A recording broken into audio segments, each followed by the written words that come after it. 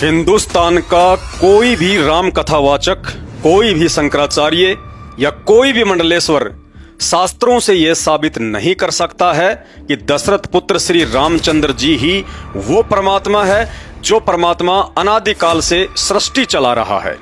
कोई भी राम कथावाचक चारों वेद और गीता जी से यह साबित नहीं कर सकता है कि दशरथ पुत्र श्री रामचंद्र जी की पूजा पाठ करनी चाहिए। मैं दावे के साथ चैलेंज करता हूं और 1,00,000 रुपए नगद इनाम की घोषणा भी करता हूं, यदि अपने आप को सनातनी संत महात्मा कहने वाला कोई भी व्यक्ति ये साबित कर दे कि चारों वेद और गीता जी में दशरथ पुत्र श्री रामचंद्र का नाम तक भी लिखा हुआ हो, या राम राम, जय श्री राम, जय सिया राम, सीताराम, दशरथ पुत्र श्री रामचंद्र जी के जपने का मंत्र हो। वीडियो को अंत तक देखने की प्रार्थना अवश्य करूंगा और ये भी कहूंगा कि यह वीडियो उतना लंबा नहीं है जितना लंबा दुख आने वाले युग परिवर्तन के समय में इस वीडियो को ना देखकर आधे अधूरे भगवानों की भक्ति करते रहने के चलते आप जी भोगने वाले हैं। मैं आपके अंदर एक चेतना जागृत करना चाहता हूं कि जिस तरह गणित की पुस्तकों को पढ़े बिना आप एक गणितज्ञ नहीं बन सकते, MBBS की पुस्तकें पढ़े बिना आप एक डॉक्टर नहीं बन सकते, और साइंस की पुस्तकें पढ़े बिना आप एक वैज्ञानिक नहीं बन सकते, ठीक इसी तरह चाहे आप हिंदू हैं या मुसलमान, अपने धर्म की पुस्तकों को पढ़े और समझे बिना ना ही तो आप भगवान की पहचान कर सकते हैं और ना ही एक सच्चे भगत बन सकते हैं। और 2028 तक युग परिवर्तन के समय आने वाले भयंकर विनाशकारी समय में दुनिया को सिर्फ भक्ति ही बचा सकती है और कोई सहारा नहीं है।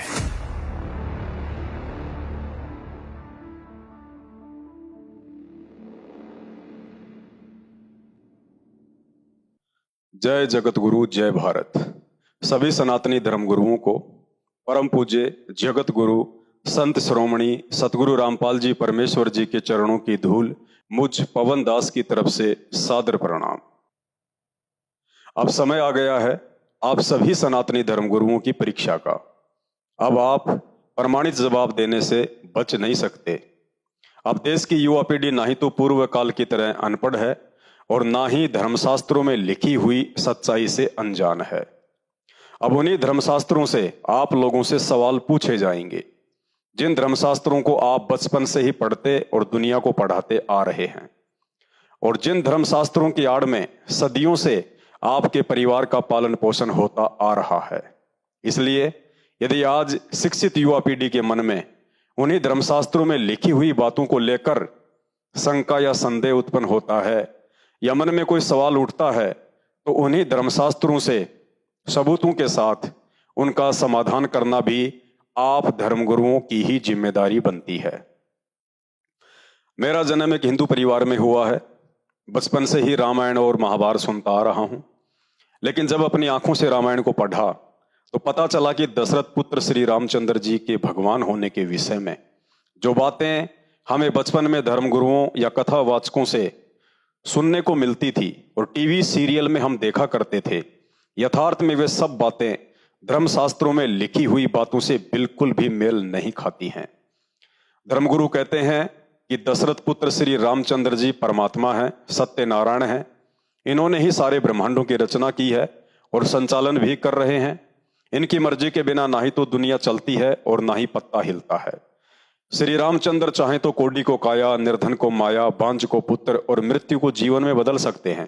ये जब चाहें सृष्टि में प्रलय कर सकते हैं और चाहे तो पुनः उत्पत्ति भी कर सकते हैं। इनसे बढ़कर और कोई भी सर्वशक्तिमान परमात्मा सृष्टि में दूसरा नहीं है। मात्र अपने धार्मिक धंधे के लिए या फिर अपनी अज्ञानतावश हमारे धर्मगुरुओं द्वारा दशरथ पुत्र श्री रामचंद्र जी के लिए बढ़ा चढ़ाकर बोली गई इन तमाम जुबानी बातों में कितनी सच्चाई है, ये तो हमारे धर्म ग्रंथ ही बता सकते हैं। तो चलिए आज उन्हीं धर्म ग्रंथों में लिखी सच्चाई को आधार बनाकर मैं सभी सनातनी धर्म गुरुओं से सवाल करता हूं, यदि दशरथ पुत्र श्री रामचंद्र ही वास्तव में सृष्टि को रचने व चलाने वाले परमात्मा है और एकमात्र इन्हीं की भक्ति करनी चाहिए, तो आखिर इस विषय में हमारे धर्मशास्त्र क्या कहते हैं। भाई और बहनों, भक्ति का आधार होता है भगवान, अर्थात भक्ति तो उस समय शुरू की जाती है जब यह विश्वास हो जाए कि कि जिसकी मैं भक्ति शुरू करने जा रहा हूं वास्तव में वो भगवान है भी या नहीं, उस महापुरुष में भगवान वाला कोई लक्षण है भी या नहीं, वो महापुरुष मेरे जीवन में आने वाले संकटों का समाधान करने में सक्षम है भी या नहीं, वो महापुरुष मेरे मन की बात जानने वाला अर्थात अंतर्यामी भगवान है भी या नहीं। समय आने पर वो महापुरुष अपनी भक्ति की शक्ति को साबित करने में समर्थ है भी या नहीं, उसकी भक्ति में वो शक्ति है भी या नहीं जिससे मेरा मोक्ष संभव हो,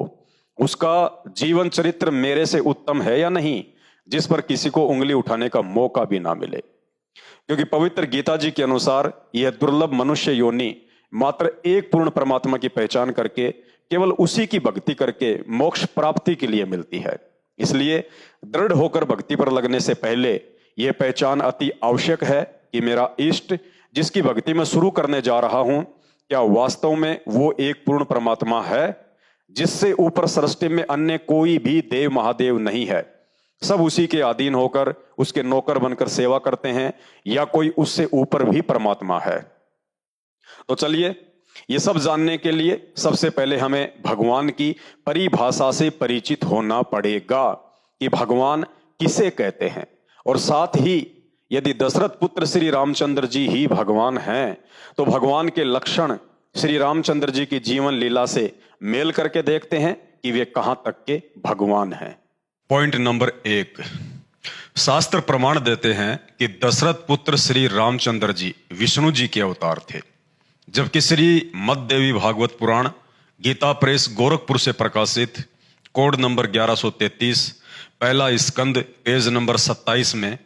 श्री विष्णु जी खुद स्वीकार करते हैं कि मैं विष्णु पूर्ण परमात्मा नहीं हूं, मेरा तो जन्म हुआ है और मैं मरता भी हूं, तथा मैं विष्णु दुर्गा देवी से ऊपर किसी को नहीं जानता,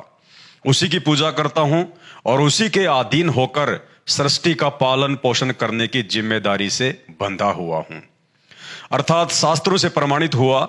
कि श्री विष्णु जी भी पूर्ण परमात्मा अर्थात सृष्टि रचने और चलाने वाले एकमात्र सर्वशक्तिमान राम नहीं हैं, क्योंकि राम किसी के अधीन होकर कार्य नहीं करता और ना ही राम कभी जन्म व मृत्यु से बंधा हुआ होता है, जबकि दशरथ पुत्र श्री रामचंद्र जी तो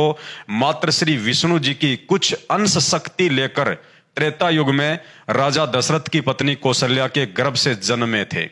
राम शब्द तो मात्र उनके शरीर का नाम था, अर्थात उनकी पहचान थी, जैसे आप और हमारे शरीर के नाम होते हैं। इससे यह साबित हो जाता है कि श्री रामचंद्र जी वह समर्थ भगवान या राम नहीं है जिस राम की शक्ति से अनादिकाल से यह सृष्टि चलायमान है, जो राम जन्म मरण के चक्कर से हमेशा मुक्त होता है, जिस राम को संसार की कोई भी माता अपने गर्भ में रखने में समर्थ नहीं है। अतः यह सिद्ध होता है कि दशरथ पुत्र श्री रामचंद्र जी एक राजा के पुत्र हो सकते हैं,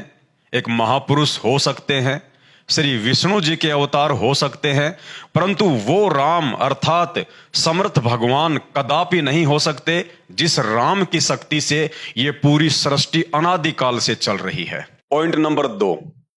श्री विष्णु जी का ही पूर्ण परमात्मा अर्थात राम ना होने का दूसरा प्रमाण यह है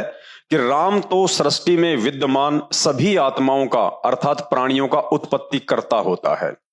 जन्मदाता होता है, इसलिए भगवान के ऊपर किसी भी प्राणी का श्राप या दंड असर नहीं करता है। लेकिन शास्त्र प्रमाण देते हैं कि श्री विष्णु जी को उन्हीं के भगत नारद जी ने उन्हें हरि के रूप की जगह बंदर का चेहरा लगा देने पर क्रोध में आकर श्राप देकर 11,000 वर्ष तक श्री रामचंद्र रूप में दुख भोगने के लिए विवश कर दिया। अर्थात अपने ही भगत का श्राप जिसे भोगना पड़ जाए वो किसी भी सूरत में राम अर्थात सर्वशक्तिमान परमात्मा नहीं हो सकता,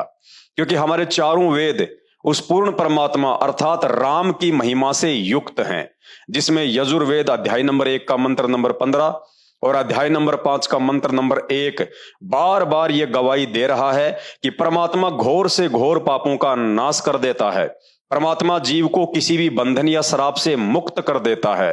अब यदि आप धर्मगुरुओं के अनुसार दशरथ पुत्र श्री रामचंद्र जी ही वह परमात्मा है जिसकी महिमा वेदों में लिखी हुई है, जो इंसान को सभी पाप कर्मों के बंधनों से मुक्त कर देता है,